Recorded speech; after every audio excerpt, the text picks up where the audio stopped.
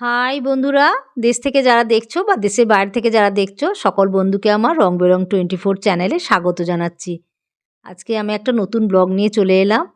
আজকে মোটামুটি সব কাজকর্ম হয়ে গেছে। এবারে তোমাদের সঙ্গে রান্নাটা শেয়ার করে দেবো আর সকালের জল খাবারটাও একটু শেয়ার করে দেবো। দেখতে থাকো ব্লগটা। এই দেখো, আজকে বাজার থেকে নিয়ে এসেছে কই মাছ। আজকে হবে তেল কই। এই দেখো, কই মাছগুলো খুব বড় বড়ই আছে। এটা পরে তোমাদের সঙ্গে আবার শেয়ার করছি। ধুয়ে নেব ভালো করে, দিয়ে পরে শেয়ার করছি। দেখতে থাকো তোমরা।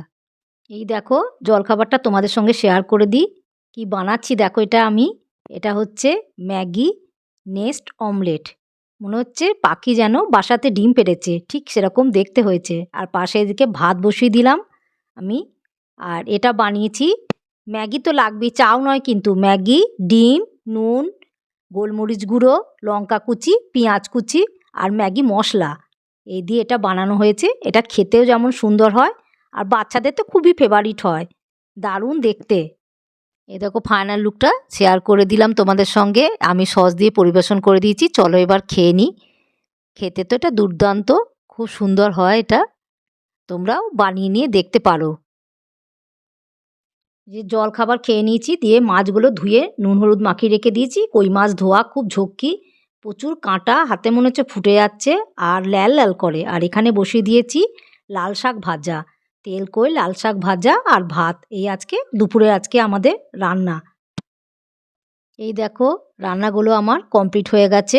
এখানে রয়েছে ভাত। এই যে ভাতটাকে ঠিক করতে হবে, ঠিক করা হয়নি, তাড়াতাড়ি করে তোমাদের সঙ্গে শেয়ার করে দিচ্ছি। আর এখানে লাল শাক ভাজা। আর আজকে দেখো স্পেশাল মেনু, এই দেখো, এটা হচ্ছে তেল কই। এখানে কালারটা দেখো কত সুন্দর এসছে। অল্প ধনেপাতাও দেয়া হয়েছে। এবারে লাল লাল একদম তেল কই। তেল তো দেয়াই হয়।